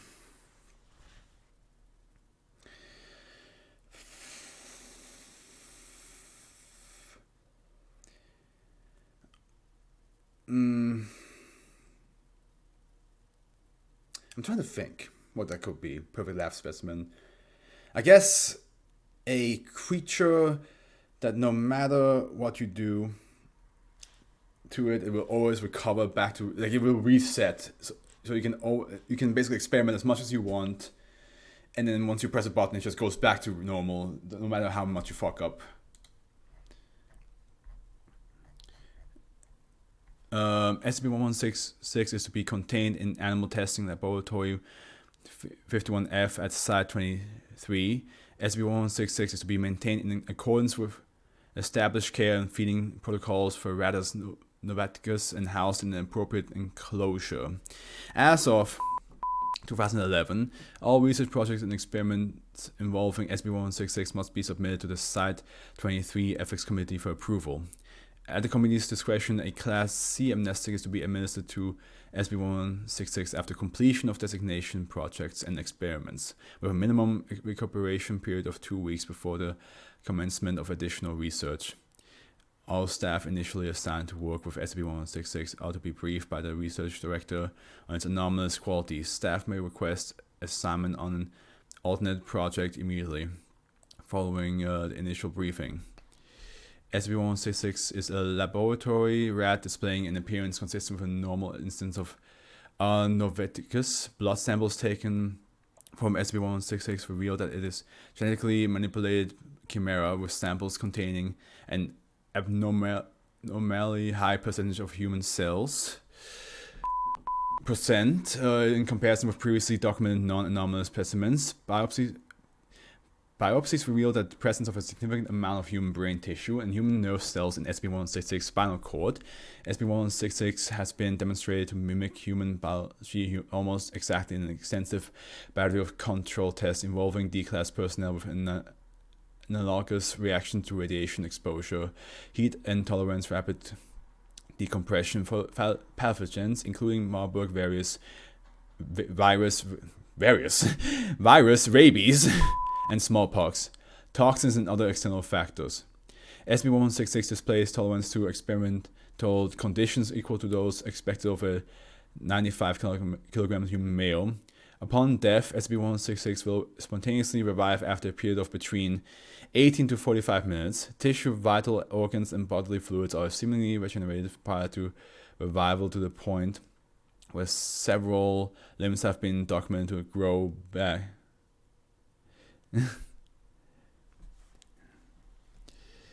As documented in the intake report and subsequent cognition tests, SCP-1166 is sapient and fully capable of communicating in English with research staff and provided with proper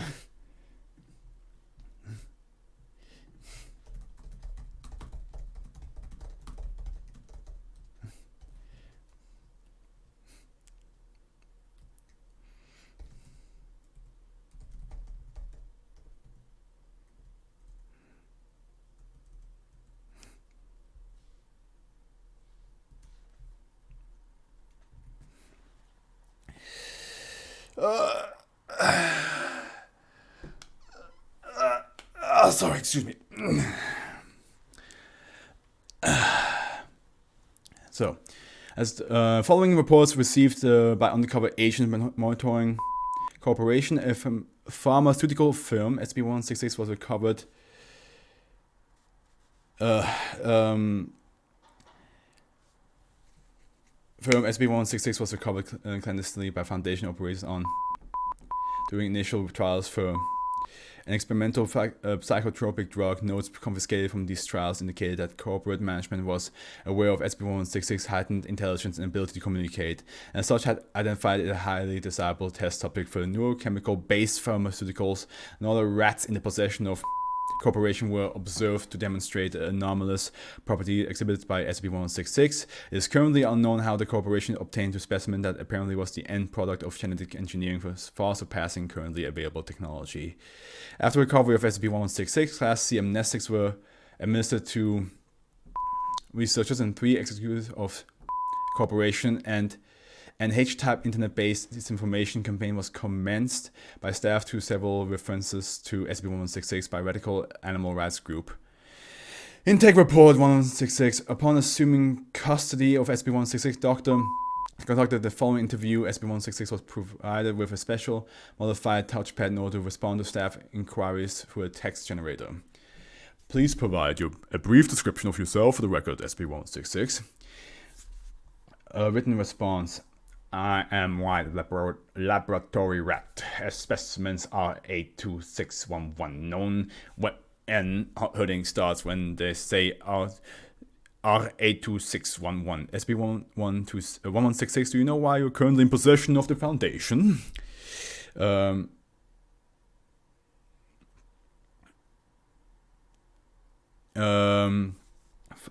Sorry.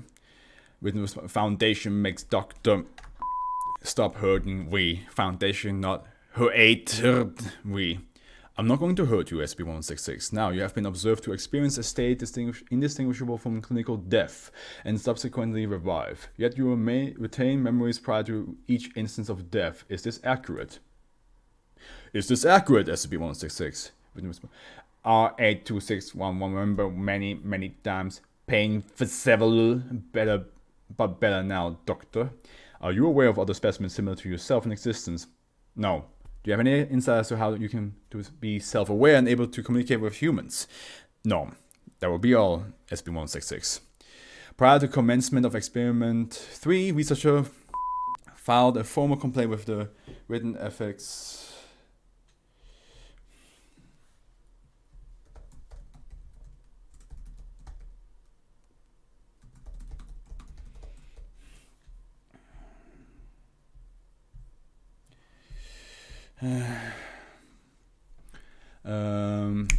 research file complaint were records reviewed by a side ethics committee. SB166 researcher B2 SCP-1166 displayed intelligence that may be equivalent to that of a normal human, along with emotions such as sadness, anxiety, and fear. Unlike a standard D-class subject, SB166 has not committed any crimes against established society, nor has it consented to any commentary expunged carrying out Experiment 3 or indeed any of the other planned research slated for SB166 will be an act of wanton cruelty for no purpose except to confirm what we already know. Science does not require that we abandon our morals such as they are displaced, and neither or nor any other researchers can continue the inhuman treatments of this poor thing. We still have consciences, damn it. Memorandum. Dear Doctor, Side 23 Ethics Committee, review request 1166. After 3 rounds of voting over a 2-day period involving numerous abstentions by members by a 7.6 decision, the committee has approved further testing involving SB166 provided that updated parameters regarding its use are adopted. While the committee recognizes the objects of research regarding intrusive and painful... What just happened here?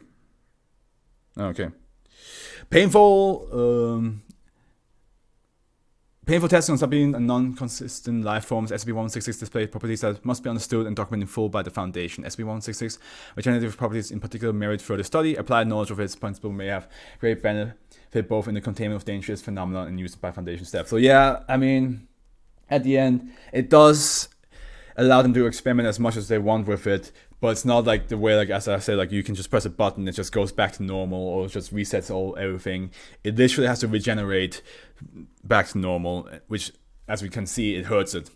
This being said, measures to minimize distress to SCP-166 are authorized and encouraged. The committee recommends use of amnestics to reduce SCP-166 memories of particularly traumatic events.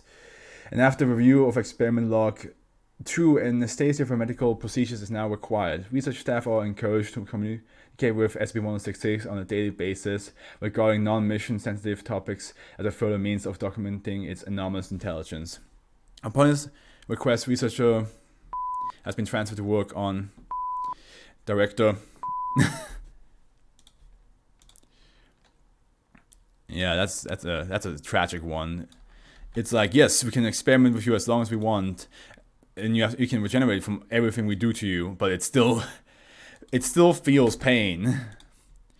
Disembodied robot head. Okay, guys, I'm gonna speed up my reading a little bit because something popped up while I was doing this.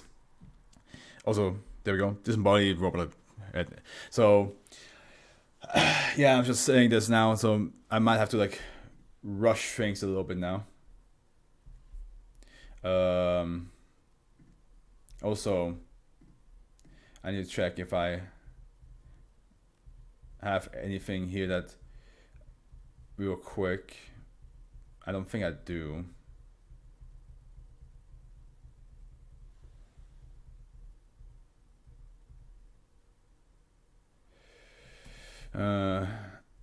I'll find something later. Okay, disembodied robot head. Yep, it's a robot head. Nothing else. It still can talk. It shouldn't talk. It shouldn't exist. Maybe it's just very futuristic. Oh, this is nice and short. SCP-1167 and any related objects are to be stored in a 3-meter cube chamber at Site 2. Site 1167-2. Each is to be kept in a locked case equipped with a security camera. Site 1 is to be staffed by 2 security personnel at all times, disguised as a forest rangers. Exploration temporarily suspended. Any anomalous material or items found at Site 2 are to be studied and cleared by Dr. Stinson before being brought into contact with SCP-167. SCP-167 is an automaton approximately 20 centimeters tall, consisting of a control unit attached to an articulate arm and a flat base. The subject components are of unknown manufacture and utilize an advanced power source that has not required recharging at any point during containment. SCP-167 was discovered by spelunkers in redacted and delivered to local authorities who passed it on the Foundation personnel site. Dash 1 has been established at the discovery location. SCP-167 is capable of limited locomotion by pushing at the ground with the base of its arm to gradually propel the control unit forward. Left alone, SCP-167 will attempt to navigate outside of any containing structures, at which point it will adopt a heading towards 23.56 S 68.16W, changing direction only to avoid obstacles. SCP-167 is capable of synthesized speech but does not respond to questions. SCP-167 continually repeats the following message in 124 languages, including 8 dead languages and 15 which have not been identified. Broadcast alert. Recovery failed. Initiate retreat and seek reinforcement. Alert. I think I know where it is now. The thing I'm looking for.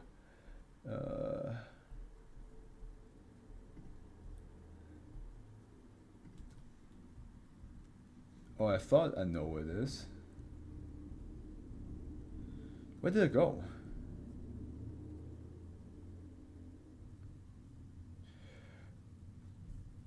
Wait a minute. I think I know where it is. But I thought I had it here already. But now I was wrong. So just give me a couple seconds. I'm so sorry, guys. This is not usually the case. It just happens to be today that this is happening.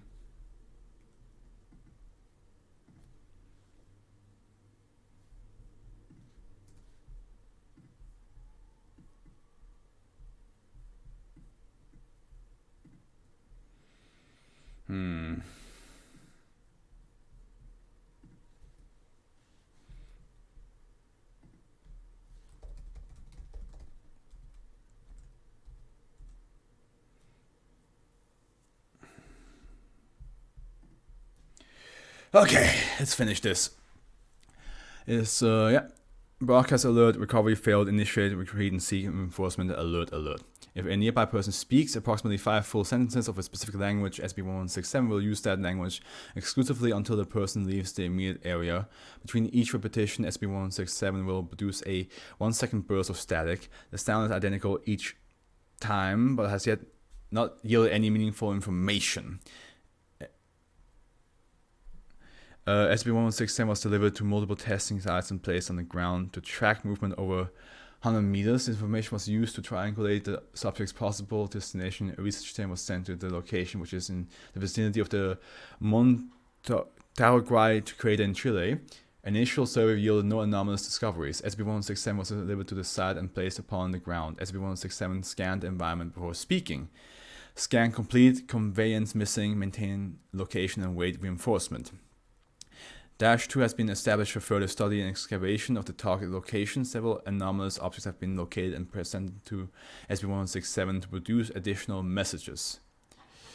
-1, a mechanical hand with similar construction to SB1167 discovered 220 meter and northeast of site 11672, 5 meter below ground. The wrist is cleanly severed. Scan complete, missing components relocated, retained for repair.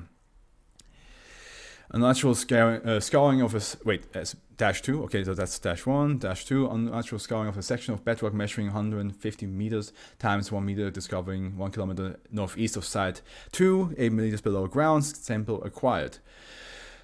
Scan complete. Archive status report. Weapon modification ineffective. Continue pursuit. And -3, a non-functioning control unit similar to SCP-1167 minus the arm base, recovered during an exploration of the cave system on the site 1. 4 members of the exploration team remaining missing. A non-functioning control unit similar to 1167 minus the arm base, recovered during an exploration of the cave system under the site 1. 4 members of the exploration team remain missing. Scan complete. Archive status report. Unit leader terminated. Target lost. Initiate retreat.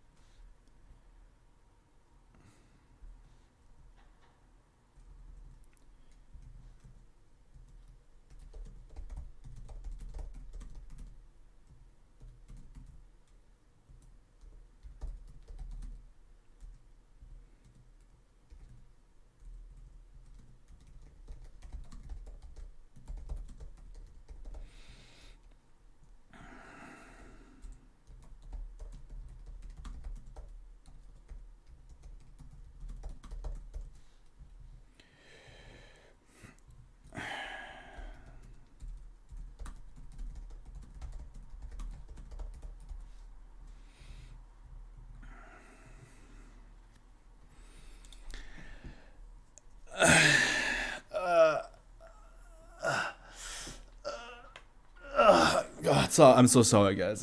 Today is a weird stream, I gotta say. Okay, a highly immature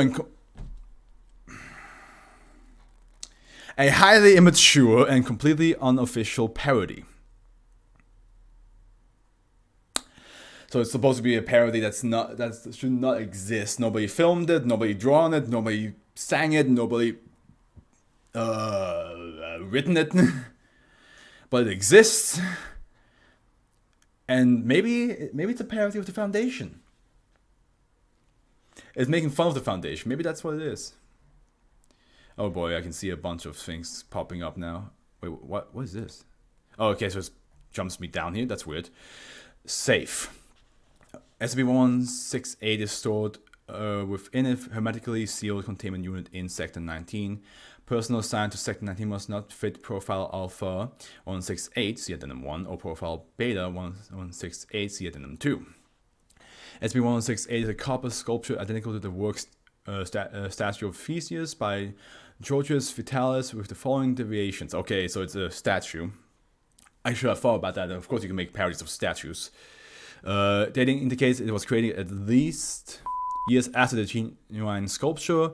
In the sculpture left hand are 30 silver coins dating from circa 30, stamped with the 1977 design of Chuck E. Cheese game tokens. Inscribed on the other side of the Theseus shield is the phrase, what does that mean? English translation, render unto Caesar what is Caesar's. Okay. That doesn't seem too much of a, like, render unto him what belongs to him, or something like that, I guess.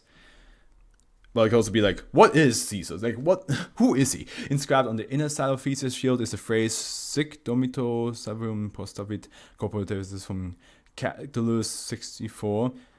Thus Theseus laid low to the savage one with the body having been conquered. The inscription appears to have been engraved some other time after acquisition. It is currently unknown how this engraving occurred. Hold on. Can I do that? Is that a thing?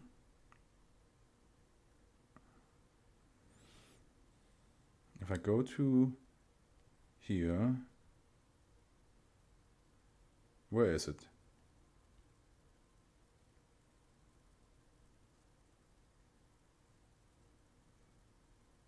I don't see it anywhere around here. Huh. Interesting. Okay.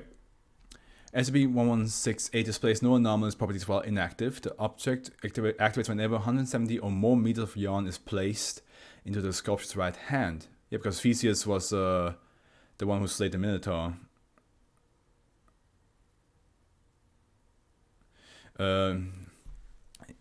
Yeah, Theseus was the hero who slayed the Minotaur, and the whole story, of course, is the Minotaur in the Minotaur in the labyrinth. And Theseus was like, "Hey, what if I just attach a ball of yarn here, and just walk in there? Don't get lost." Which, of course, you know, back then, fucking ingenious.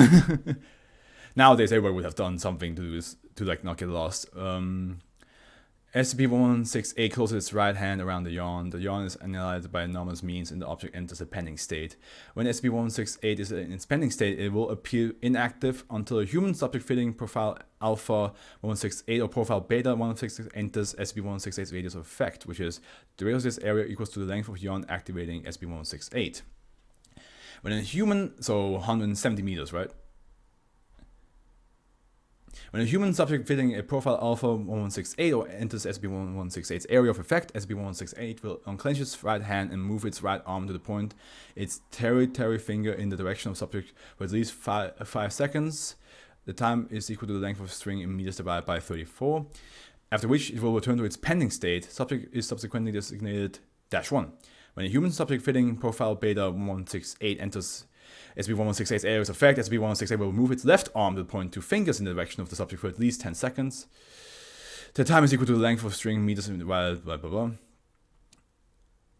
After which it will return to its inactive state. Subject is subsequently designated -2. When -1, -2 simultaneously exists, SCP-1168 will deactivate, and -1 will instantly materialize a wooden club and be encased in a 3x3x3 meter cube of ice. -2 will seek instances of -1 is -2 is unaware of this and possesses no knowledge of -1 outside of what was known from before designation. Initiate ritualize interactions, see Addendum 3. After completion, -2 ceases designation. The ice surrounding -1 is impervious to any interference and melts at a rate of 176 milliliter per day. That's not a lot per day. After -1 is free of the ice, subject ceases designation. Let me just see what she wrote me.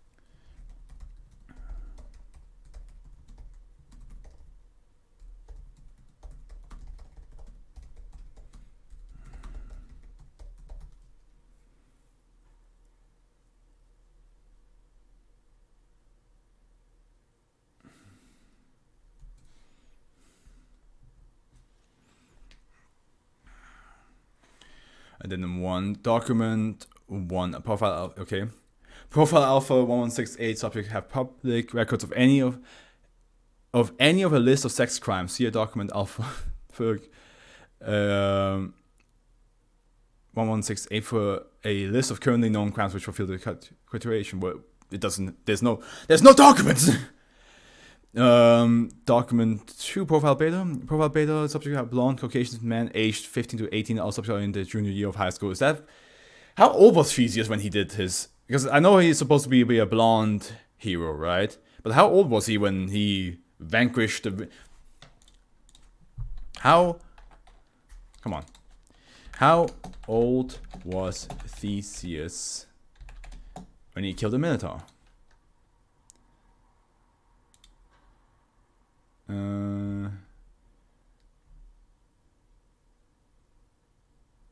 When did Theseus say?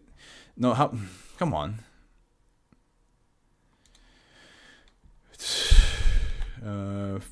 It says here 15. I'm just gonna see if I can find anything. 18.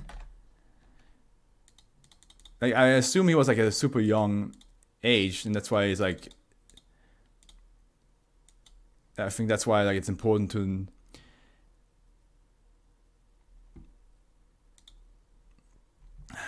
Doesn't say. Okay. Also about the junior year of high school addendum. List of the interaction appears similar to a scene from the Misadventures of Skook's Pod. What is this? Am I glad he's frozen in there and that we're out here and that he's the sheriff and that we're. Why would you like that? From YouTube, you say I love that video, but I did not like. I completely forgot that's the name of it. So I was like, what do you mean? Boy, am I glad he's frozen in there and that we're out here and that dash one. But he has the brown Stetson on his head, a golden badge in the shape of a 6-point star on his back. He's the sheriff.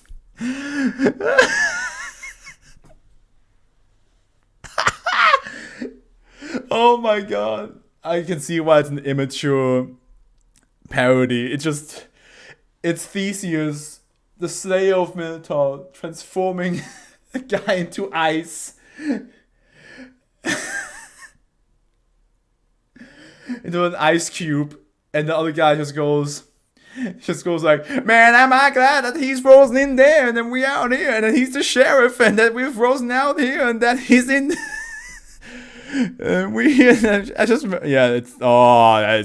that is fucking hilarious. Post regarding you Chewy cried. Why is this yes, I'm not gonna read that, I'm sorry. Oh, that got me. Male, 23 years old, Asian O.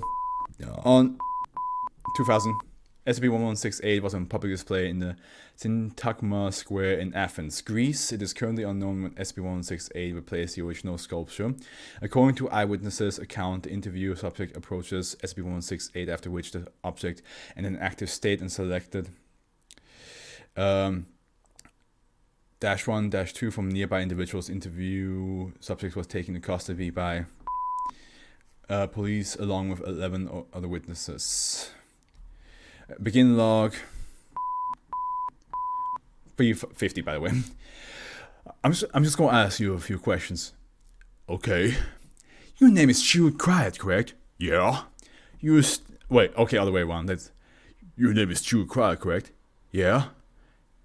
You're a student from Redacted. Was not really doing much these days. Why did you do something why did you do something to the statue? The statue? I thought this was about the dude free. Please answer the question, Mr. Cried. Yeah, that's a good point. He's like, wait, what about the dude frozen? Sorry, I got a letter from an old teacher. He had stuff, you know? He told me to do it or that. Stuff would, you know?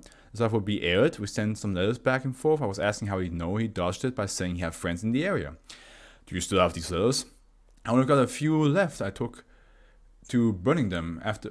How long is this? Okay, I need to answer real quick. I'm so sorry, guys. Again, I know I'm apologizing a lot.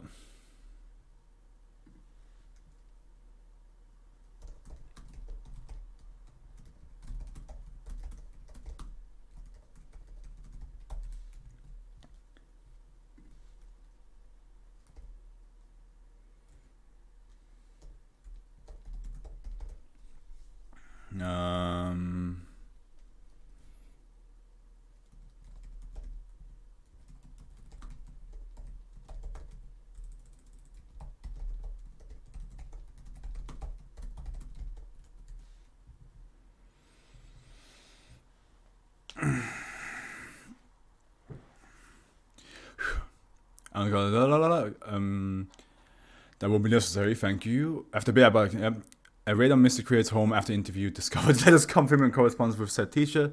Ashes were found in the trash can. Could you describe this man to me? Okay, old, white dude, probably in his 70s, gray hair, pretty long, usually wears a ponytail. Description and letters correspond to POY from former teacher at redacted. So if I click this, the critic.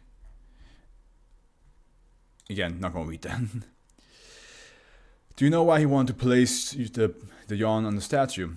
Well, he knew me and he knew he had me by the balls. Allow me to rephrase. Do you know his reasoning for wanting the yawn placed on the statue? Yeah, he mentioned that it was a metaphor or something. He was a sucker for pompous gestures. It's alright. Could you explain what you mean by appeal? Well, you know, Theseus killed the Minotaur. Dude's old, told me his health wasn't the best, thought maybe this would make the old gods happy or something. He also knew my health wasn't the best, mentioned something about it doing the same for me. So why is the Minotaur? Oh, the Minotaur's actually an SCP? Of course it is. Of course, if Jormungandr gets to be an SCP, then the Minotaur from Athens gets to be an FCP. Well, you know, were you expecting the statue to move? What? Did you think the statue would move? Oh, we have witnesses saying the statue pointed at Mr. and Mr. Interviewee remained silent for 1 minute. Are you alright, Mr. Cryot? No, I'm not alright. Would you like to take a moment? No, I can continue. Why the silence? I'm sorry. It reminds me of some shit. Some shit. Yeah.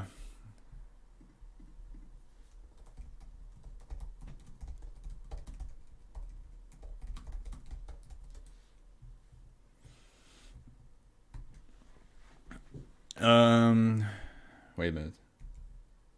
Yeah. No, why the silence? I'm sorry. It remind me of some shit. Look, man. I burned the letters for a reason. The teacher had an art group at the college. He asked me to show up once. An art group. Yeah, when I got there, it was a warehouse, I guess, a private art show. There was a statue, a sculpture, whatever fucking Dali thing moves when you put a coin in it. Wait a minute. Oh, it's also what? The same thing? Okay, interesting. And she was there because I was there because I told her it was cool. Interview remained silent for 1 minute. I'm sorry. I'm sorry. I knew her. I don't want to. I knew her and she trusted me. And I was young. And I was stupid. So fucking stupid. And I wasn't told what was happening until I looked. And I should have fucking known. And she's fucking gone. She's gone. And she's fucking gone because of me. Because I couldn't fucking stand it. Because I fucking left my skin. Just slunk away into myself like a fucking snake shedding its filthy, stupid, fucking rotten husk of itself. I checked out because I was a coward. She's gone. And someone I knew had made it, and it was fucking praised. They fucking clapped. They clapped like it was just some fucking piece of performance art, and it just sat there, stupid fucking useless me watching it as it happened. After the show, they told me I was young, and I just didn't understand art or the point they were trying to make. Is this also different kinds of nihilism? I have to come back to this the next day and read all this stuff by myself. Oh my god, I'm sorry, I'm so sorry. I didn't see the statue move. I'm sorry, fuck. Interview remains silent for 2 minutes. I'm sorry, Mr. Cryot. Interview declines to respond. I'm sorry. Thank you for your time. End log 4th 2000. Due to the possible connection between Jude Cried and the group of interest AWCY, Mr. Cried was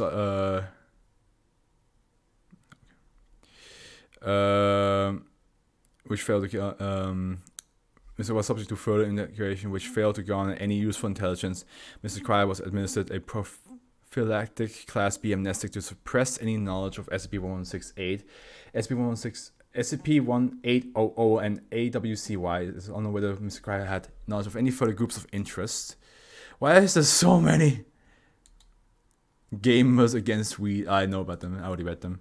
At the time, Jude Cried is now identified as a POI, person of interest 6870. Current evidence suggests Mr. Cried was the creator of the object.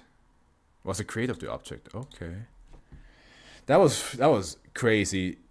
There was some dark turns in there. Fuck. There was some dark turns in there, but I had to. The moment that fucking video showed up, boy, am I glad that he's in there and we out here, and that he's in there and he's the sheriff. It's so good. Last one, Lamarck's giraffe.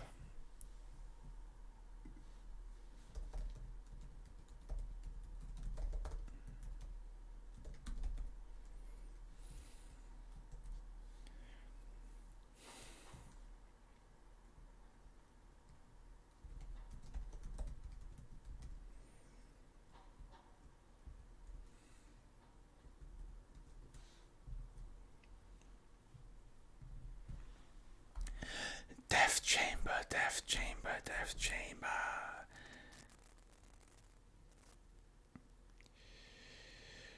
Lamarck's giraffe. I don't know who Lamarck is, but the giraffe must be something more. Okay, nice and short for the last one. Good. Safe. SCP-1169 is kept in an airtight steel protective container with shaped foam rubber padding to prevent damage. SCP-1169 is to be treated a biohazardous material. All subjects contaminated by -1 and all resulting offspring are to be terminated and incinerated as biological hazardous material after useful observation have been exhausted. Assignment preferences will be given to staff who are irreversible infertile. SCP-1169 is a large glass storage vessel containing a fetal estimated to be in the 13th month of gestation at time of preservation. Giraffa camelopardalis, preserved in formaldehyde container, includes a glass lid and rubber gasket held closed by a lever mechanism typical of mason jars. Although no brand markings are present, gaskets are metal and are both heavily age deteriorated. The preserved specimen shows no genetic abnormalities, but features several internal and external deformities. Most notably, a much shorter neck than is typical for giraffe camelopardalis at the presumed stage of development. The preserving fluid, designated -1, includes several unusual impurities, including traces of platinum, tungsten, human insulin, and 3 unidentifiable organic components. See document -1-lambda for spectrographic analysis. Despite otherwise possessing the same evaporation and freezing properties of standard from formaldehyde, -1 evaporates at a constant rate until it reaches a uniform concentration of 250 ppm in the surrounding atmosphere. This process is unaffected by ambient temperature or pressure within limits testable without damage to SCP-1169. The volume of -1 does not decrease due to evaporation or samples are removed. If inhaled or allowed to remain in prolonged contact, -1 will quickly be absorbed into the circulatory system of all plants and animals and will accumulate in the reproductive organs, testes, ovaries, fruiting buds, etc. Okay, -1 does not dissipate from the organic system naturally and cannot be artificially removed short of surgical excision of the reproductive organs. Anomalous effect will be demonstrated in all subsequent offspring, with severity determined by concentration of -1 present in the parent's tissues during gestation. Stage 1, 15 to 75 ppm. Features of the contaminated parent will be overwhelmingly dominant in the offspring despite genetic differences typical of parent and child. Offspring have a high probability, 80% of all observed cases, of being the same gender as the contaminated parent, with a similar chance of developing any congenital defects, there we go, observed in the parent. Mature offspring strongly resemble the parent at a similar age. Stage 2. 75 to 120 ppm. Offspring will be physically identical to the contaminated parent at any given stage of development. All congenital defects and phenotype expressions are exactly reproduced beyond the testable limits. Note, parent and child are not genetically identical and still showing the expected distribution of genes from both parents, but genes from the unexposed parents are not expressed. These can lead to cases where the offspring is genetically female but physically and functionally male, or vice versa. Stage 3, 120, 180 ppm, as in stage 2, with additional physical anomalies developing in the offspring over time. Offspring will spontaneously develop any and all physical changes that the parent experienced at a comparable stage of development. Offspring will experience unprovoked and untreatable necrosis to match an amputated limb, spontaneous ruptures of the skin and flesh, which when healed exactly match parental scar patterns, and atypical shifts in skin pigmentation, resulting in the production of tattoos. Offspring will express the same fingerprints, retinal patterns, and other biometric indicators as the parent. Any kinesthetically learned skills will also be transferred from parent to child, but more cerebrally developed proficiencies are not. In example subject, D48 was skilled concert pianist. Her offspring, 48-B, was able to proficiently perform Moonlight Sonata after being provided with a recording, but was not able to interpret the associated sheet music even under extreme duress. Skills learned by a parent after conception are not duplicated. This was not I want to end it with. Did not expect the giraffe to be like, yeah, your baby just, you get like a weird baby that can learn your skills, but not fully. Okay, and now, last one, here we go. All right, let's end this quick. Sorry about like all this back and forth and me saying I have to end it quick because something popped up. I hope this won't happen next time, because with other streams, with gaming streams, I don't mind if I have to end halfway through, be like, oh, I gotta go, I gotta do something. But with SCP readings, I'm almost like, I have to read 10. Otherwise, it doesn't work well for me. A highly mature and completely unofficial pet. The fact that it had the Scooby-Doo reference in it is the reason why I fucking loved it. I just laughed my ass off. Effective containment. I just feel bad. Well, actually, no, wait. I don't feel bad. Never mind. I feel bad for Perfect Lab Specimen, which is a bit lower down, because I just feel bad for them that they get tested so much on them. Effective containment. I think it's hilarious how they did a whole slogan with cereals and stuff like that, and like a whole like, you know, like, oh, don't go there, he will steal your super cocoa pals. And ever since then, nobody got even close to that thing. It got beaten by cereal, bro. Like, come on. And SCP got contained by cereal. That is the most hilarious shit ever. Next to I'm glad that he's in there and we're out here. That's not Joe. Brutal way to end. Imagine just, it's the idea of just being at home where you think it's safe, and then your entire home gets teleported to another planet. Face swapper. Again, kind of feel bad for the SCP itself, because it's not aware what it's doing. But you could also say that's just, you can't really give it to that if it's constantly, forever, in the mental state of a 6-year-old.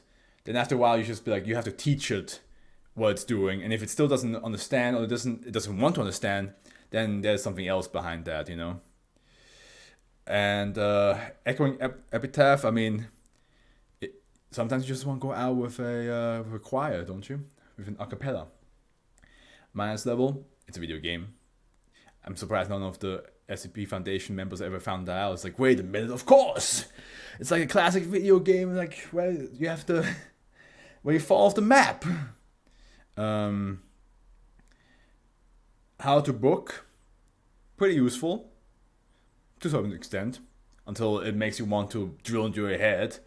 That's pretty alarming. I'm giraffe, my baby has the most talent, okay? That's what I see with it. But for the X-Men, I already told you what I think about it. Disembodied robot head. Yeah, it's from what I read, and then that's when I started to like rush things a bit more. It sounds like there's supposed to be like this giant robot, almost like a Iron Giant, where he's disembodied and he's trying to find his main body and come together. That's what I feel like it is. It's like the Iron Giant at the end of the movie, where all the body parts like come to one spot and trying to build itself back together again. All right. Okay, guys. Again, no, I'm done apologizing. You understand. You understand what I'm trying to say. You understand what I have been saying. I hope next weekend will not happen. But I gotta say, I had a lot of fun with today's SB reading. I'm glad I didn't feel too tired, because that's always my concern on Sundays. I am exhausted as shit, and then I'm just like just fading away slowly, dozing off while reading these. So I'm glad I didn't. But now something else came in the way. So, but yeah, I hope you guys enjoyed this video. I see you guys for the stream. I see you guys on Wednesday when. Well, actually, no, I think what just popped up Wednesday won't be possible. I have to tell Lexi that. Unless we can postpone it to like a certain time, or I have to see how long the thing that just popped up will last. So, if not, Thursday for stream, and for YouTube, again, I'm working on the Dead by Daylight video. It takes a while. It takes most of my focus, and I don't really want to do much. I will probably record some reactions tomorrow anyway, but I won't post that out until the Dead by Daylight video is done. But for now, I wish you all a good morning, afternoon, evening. I'll see you guys next time. The Afro's with you.